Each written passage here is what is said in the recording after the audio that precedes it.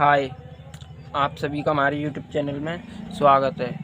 तो आज हम करने जा रहे हैं क्लास 9th की मैथमेटिक्स की जो प्रश्नावली एक हम जो कर रहे थे, जिसकी हमने 1.1 एक्सरसाइज को पहले ही डिटेल में सॉल्व किया हुआ है। यदि आपने हमारी वो वीडियो नहीं देखी है तो उसकी लिंक मैं डिस्क्रिप्शन में डाल दूँगा, आप वहाँ से जाके देख सकते हो। चलिए, तो बिना किसी देरी के आज हम प्रश्नावली 1.2 को डिटेल में आज हम सॉल्व करेंगे। प्रश्नावली को हम करना स्टार्ट करते हैं।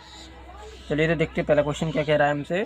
पहला क्वेश्चन कह रहा है नीचे दिए गए कथन सत्य हैं या असत्य हैं। ये हमें बता रहे हैं ये सत्य हैं या असत्य हैं। अब कारण के साथ अपने उत्तर दीजिए, कारण के साथ अपने उत्तर भी देने हैं। पहला क्वेश्चन हमसे कह रहा है प्रत्येक अपरिमेय संख्या एक वास्तविक संख्या होती है। क्या ये सच है? प्रत्येक अपरिमेय संख्या एक वास्तविक संख्या होती है। जैसा कि मैंने आपको पिछली वीडियो में भी बताया था, वास्तविक संख्याएं के अंदर सभी संख्याएं होती हैं। चलिए मैं आपको फिर बता दूं। संख्या हमारी दो तरीके की होती हैं। कौन कौन सी संख्या? एक होती है हमारी वास्तविक संख्या, एक होती है हमारी वास्तविक संख्या और दूसरी होती है हमारी काल्पनिक संख्या।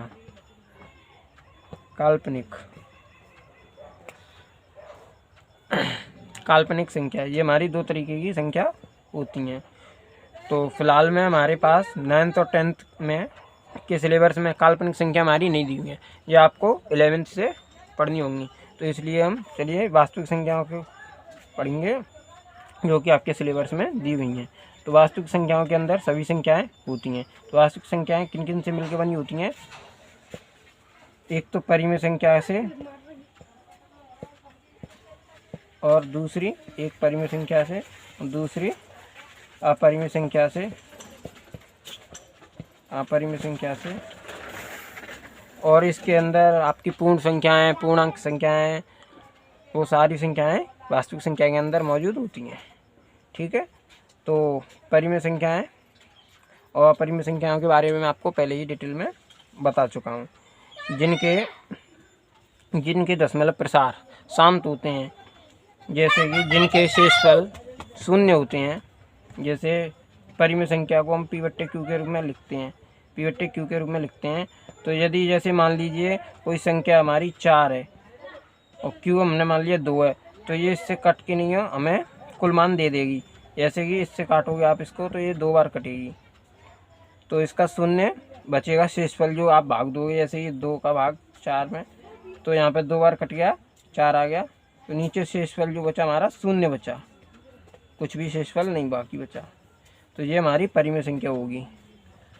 और यदि यहाँ पे अगर शेषफल में कुछ भी चलता रहता है तो वो हमारी होती है अपरिमेय संख्या। ठीक है,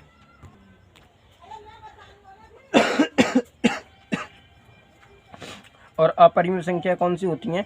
अपरिमेय संख्याएं वो होती हैं जिनका दशमलव प्रसार, इसे दशमलव बोलते हैं, इसके आगे चलता चले, जैसे 3, 4, 5 XYZ कोई भी संख्या चलती रहे जो ख़त्म ना हो, जिसका अंत ना हो, तो इसको हम बोलते हैं शांत, जिसमें दशमलव प्रसार शांत होता है और इसका होता है अशांत। तो जिसका अशांत होता है उसे अपरिमेय संख्या बोलते हैं, जिसका शांत होता है उसे परिमेय संख्या बोलते हैं। Doubt clear? उम्मीद करता हूँ यहाँ तक आप समझ गए होंगे। चलिए, तो अब प्रश्नावली को स्टार्ट करते हैं। प्रश्नावली में यहीं से क्वेश्चन है। चलिए, तो प्रश्नावली को स्टार्ट हम करते हैं।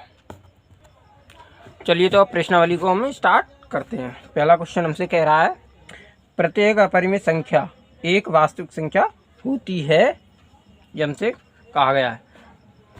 तो ये कथन सत्य होगा या असत्य होगा? ये कथन हमारा सत्य होगा। पहला प्रश्न नंबर पहला सत्य होगा। क्यों? क्योंकि मैंने अभी आपको बताया था कि वास्तविक संख्याएं जो होती हैं वो किन किन से मिलकर बनी होती हैं? परिमेय से। एक होती है हमारी परिमेय संख्या और दूसरी होती है अपरिमेय संख्या।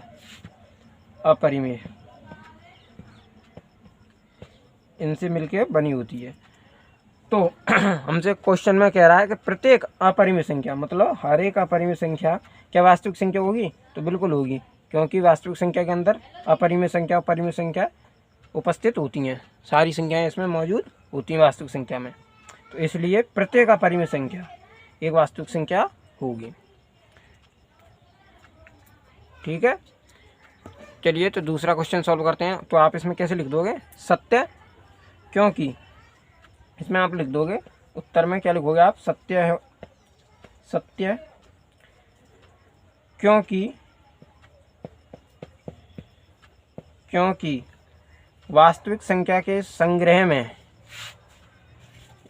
वास्तविक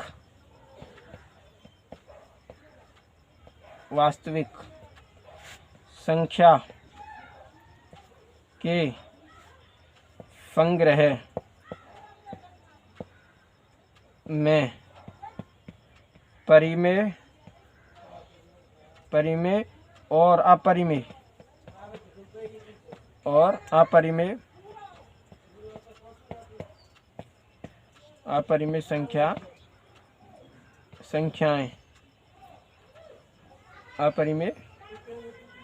संख्याएं होती हैं। ये हमारा कारण हो जाएगा। चलिए तो नेक्स्ट क्वेश्चन सॉल्व करते हैं। क्वेश्चन नंबर दूसरा क्या दिया हुआ है हमें? संख्या रेखा का प्रत्येक बिंदु √m के रूप का होता है, यहाँ m एक प्राकृतिक संख्या है। चलिए तो क्वेश्चन को करते हैं। तो मैंने आपको पहले भी बताया था कि यदि हम किसी चीज़ को मना करते हैं तो बाई एग्जाम्पल मना करते हैं, एग्जाम्पल दे के उसे हम मना करते हैं। तो दूसरा क्वेश्चन हमसे कह रहा है संख्या रेखा का प्रत्येक बिंदु √m के रूप का होता है, जहाँ m एक प्राकृतिक संख्या है। तो प्राकृतिक संख्या कौन सी होती है? मैंने आपको बताया था क्वेश्चन नंबर 2 पहले का। प्राकृतिक संख्याएं जो होती हैं हमारी, मैं आपको दोबारा रिपीट करा दूं। प्राकृतिक संख्याएं वो संख्या होती हैं जो 1, 2, 3, जो मतलब 1 से स्टार्ट होती हैं और कहाँ तक जाती हैं? इन्फिनिटी तक, पॉजिटिव डायरेक्शन में इन्फिनिटी तक। ये हमारी प्राकृतिक सभी संख्याएं होती हैं। तो मान लिया हमने 3, तो हम ये कथन क्या होगा? असत्य होगा। क्यों? क्योंकि हमने मान लिया 3 क्या है? एक, तो 3 हमारी एक वास्तविक संख्या तो है, वास्तविक संख्या है।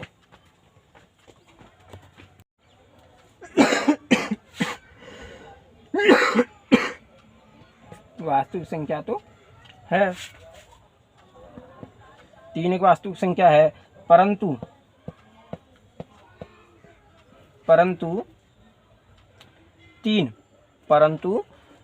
3 किसी भी संख्या का वर्गमूल नहीं होगी, परंतु 3 किसी भी प्राकृतिक संख्या का वर्गमूल नहीं है, नहीं होगी, नहीं होगी। इसलिए यह कथन असत्य होगा। हमने इसको कारण दे दिया। ठीक है, चलिए नेक्स्ट क्वेश्चन को सॉल्व करते हैं। उम्मीद करता हूँ आपको कोई परेशानी नहीं होगी यहाँ तक। तीसरा क्वेश्चन दिया हुआ है, प्रत्येक वास्तविक संख्या एक अपरिमेय संख्या होती है। चलिए तो बुक को रखते हैं साइड में, क्वेश्चन को सॉल्व करते हैं। चलिए तो क्वेश्चन को स्टार्ट करते हैं करना। तो मैंने आपको बताया था क्या कह रहा है हमारा क्वेश्चन, प्रत्येक वास्तविक संख्या एक अपरिमेय संख्या होती है। तो ये कथन सत्य होगा? नहीं होगा, असत्य होगा। ये कथन क्या होगा हमारा? असत्य होगा। ये सत्य होगा, क्योंकि कारण क्या होगा हमारा? क्योंकि मैंने आपको पहले भी बताया था कि वास्तविक संख्या हमारी एक तो परिमेय संख्या से मिलकर बनी होती है और एक अपरिमेय संख्या से मिलकर बनी होती है, अपरिमेय संख्या से मिलकर बनी होती है। तो इन दोनों संख्या से मिलकर बनी होती है। तो क्वेश्चन हमसे क्या कह रहा है, मैं आपको दोबारा रिपीट करा दूं। प्रत्येक वास्तविक संख्या, मतलब हर एक वास्तविक संख्या हमारी एक अपरिमेय संख्या होगी, ये हमसे बोला गया है। अब जैसे कि मान लीजिए परिमेय संख्या है, जैसे कि 1/2 हमने मान लिया, एक एग्जाम्पल 1/2 मान लो, 2 मान लो, कुछ भी आप मान सकते हो, खैर, या फिर 2 मान लिया हमने या 1/2 मान लिया हमने। तो ये क्या हमारी दोनों परिमेय संख्या है, ये हमारी परिमेय संख्या है। तो इसकी स्टेटमेंट तो यहाँ पे गलत हो गई कि ये परिमेय संख्या है, तो ये परिमेय संख्या तो ये अपरिमेय संख्या थोड़ी ना है। तो ये हमारे वास्तविक संख्या के अंदर है, ये एक वास्तविक संख्या है, परंतु ये अपरिमेय संख्या नहीं है। मतलब परिमेय संख्या है ये तो परिमेय संख्या हमारी अपरिमेय थोड़ी नहीं है। तो इसलिए हमारी ये स्टेटमेंट गलत हो जाएगी, इसलिए असत्य होगा, क्योंकि असत्य होगा, ये हमारा असत्य होगा। एक एग्जाम्पल देंगे हम इसको, क्योंकि हम किसी भी चीज़ की मना करते हैं तो एग्जाम्पल दे के मना करते हैं। क्योंकि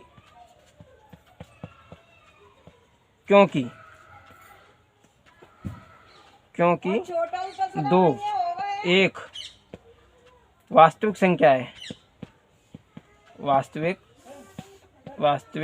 संख्या है, परंतु अपरिमेय नहीं, परंतु अपरिमेय नहीं है, अपरिमेय नहीं है।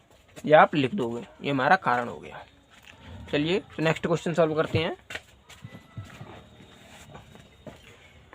दूसरा क्वेश्चन क्या दे रखा है हमें, क्या सभी धनात्मक पूर्णांकों के वर्गमूल अपरिमेय होते हैं? यदि नहीं तो एक ऐसी संख्या के वर्गमूल का उदाहरण दीजिए जो एक अपरिमेय संख्या है।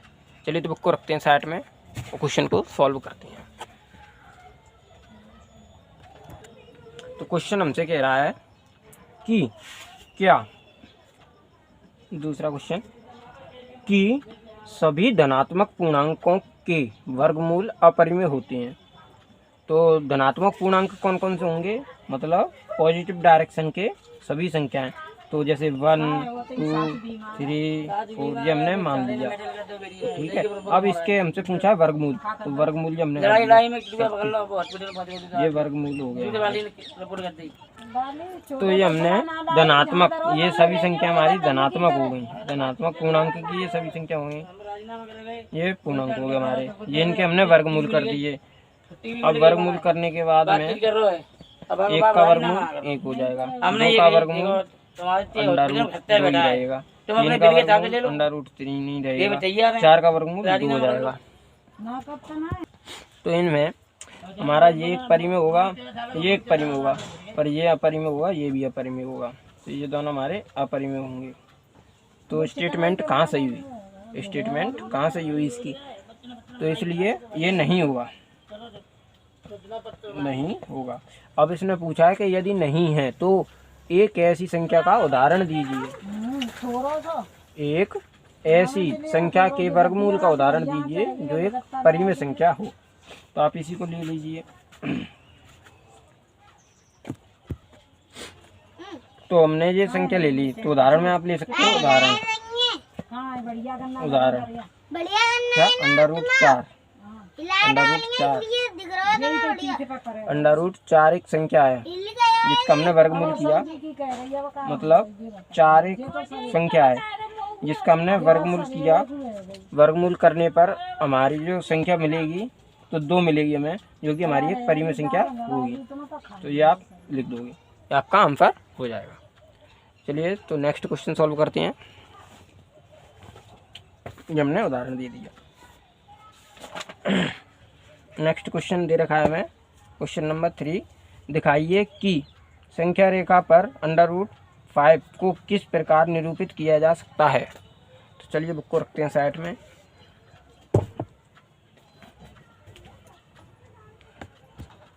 चलिए क्वेश्चन को सॉल्व करते हैं हम। क्वेश्चन में दे रखा है, मैं आपको दोबारा दिखा दूँ एक बार। दिखाइए कि संख्या रेखा कौन सी होती है हमारी। मान लीजिए एक रेखा है, ये हमारी एक संख्या रेखा है, ठीक है, ये हमने संख्या रेखा मान ली। तो इधर क्या होगा माइनस के इन्फिनिटी और इधर क्या होगा पॉजिटिव इन्फिनिटी। हमारे इधर का पॉजिटिव इन्फिनिटी मतलब अनंत की संख्या है, अनंत संख्या है पॉजिटिव डायरेक्शन में, और जहाँ पे हमारा 0 होगा ये हमने 0 मान लिया। ये बीच सेंटर है जो 0 होगा, इधर हमारे माइनस के इन्फिनिटी होंगे। तो हमसे पूछा गया है यहाँ पे होगा 1 2 3 4 बस, और मतलब आगे होंगे, ठीक। ऐसे इधर जो होगा -1 -2 -3 ऐसे इधर आगे होगा, इधर चलता जाएगा, ये हमारा होगा, ठीक है। तो हम क्या करेंगे, सबसे पहले इसमें पूछा है √5 को किस प्रकार निरूपित किया जा सकता है। तो √5 को निरूपित करने के लिए सबसे पहले हम क्या करेंगे, यहाँ से यहाँ तक की दूरी को पटरी में भरेंगे, मतलब नापेंगे इसको। तो जितनी लंबाई इसकी होगी ना, इतनी ही लंबाई हम इधर ऊपर इस पर लंब डालेंगे। इस पर हमने लंब डाल दिया। फिर क्या करेंगे, फिर यहाँ से लेके यहाँ तक पे हम 0 तक इस पटरी से स्केल से खींच देंगे, लाइन को खींच देंगे। फिर तो ये होगी हमारी एक दूरी और एक दूरी ये हो गई। तो यहाँ पे क्या होगी टोटल हमारी दूरी, यदि आप पाइथागोरस प्रमेय से लगाओगे तो √2 आ जाएगी यहाँ पे। तो ये हमें 2 मिल जाएगी, यहाँ पे हमारी 2 मिल जाएगी। इसी तरीके से अब इस बिंदु को सेंटर मानकर इतनी ही दूरी इधर आप खींच लीजिए। तो इधर आप खींचोगे तो यहाँ पे कहीं मिलेगी आपको। फिर यहाँ से यहाँ तक की आप दूरी को खींच लीजिए, तो ये आपकी √3 हो जाएगी। तो यहाँ से यहाँ तक की दूरी हमारी √3 हो जाएगी। इसी तरीके से आप आगे जाओगे, यहाँ से खींचोगे तो √4 हो जाएगी, और आगे जाओगे इतनी दूरी लेके तो √5 हो जाएगी। तो ये हमें संख्या रेखा पर दिखानी है यहाँ से दूरी। तो जब आप यहाँ से लेके यहाँ तक की दूरी को आप चाप में प्रकार जो होती है इस तरीके से, तो उस प्रकार में भर के यदि आप यहाँ से दूरी यहाँ तक की खींचोगे जो इस तरीके से, तो यहाँ पे कहीं आके ये गिरेगी। तो जहाँ पे भी ये जितनी मतलब एक सर्कल बनाना है आपको इस तरीके से, तो यहाँ से यहाँ तक की दूरी भर के प्रकार में इस तरीके से बनाओगे आप यहाँ पे। तो जहाँ पे जो दूरी आएगी यहाँ पे भी ये गिरेगी दूरी, वही आपका √5 पे जाके गिरेगी। तो वही आपका सेंटर जो होगा बिंदु √5 का होगा इस तरीके से। ये मैंने आपको समझाने के लिए काढ़ा है, चित्र आप खुद से बना लेना प्रकार की, और चाप वगैरह लगा लो के प्रकार पटरी की सहायता से आप बना लेना। इसी तरीके से आपका ये नेक्स्ट क्वेश्चन सॉल्व होगा, चौथा वाला ये वाला। इसमें इसने बोला है कि कागज से आप खुद से बना लेना इसको भी, ये आपके लिए होमवर्क है। यदि आपको फिर भी कोई दिक्कत लगे तो आप तीसरे क्वेश्चन का उदाहरण इससे आप समझ सकते हो। समझने के लिए आपको ये दे रखा है इधर को, आप इनसे भी आप समझ सकते हो, ठीक है। तो चलिए मिलते हैं नेक्स्ट वीडियो में। यदि आपको वीडियो अच्छी लगे तो वीडियो को लाइक करना, चैनल को सब्सक्राइब करना, वीडियो को ज़्यादा से ज़्यादा शेयर करना। मिलते हैं नेक्स्ट वीडियो में 1.3 में। तब तक के लिए पढ़ते रहो, आगे बढ़ते रहो। आपको यदि किसी भी क्वेश्चन में कोई प्रॉब्लम लगे तो वीडियो को बैक करके आप दोबारा देख सकते हैं क्वेश्चन को, आपकी समझ में जरूर आएगा। देखते रहो।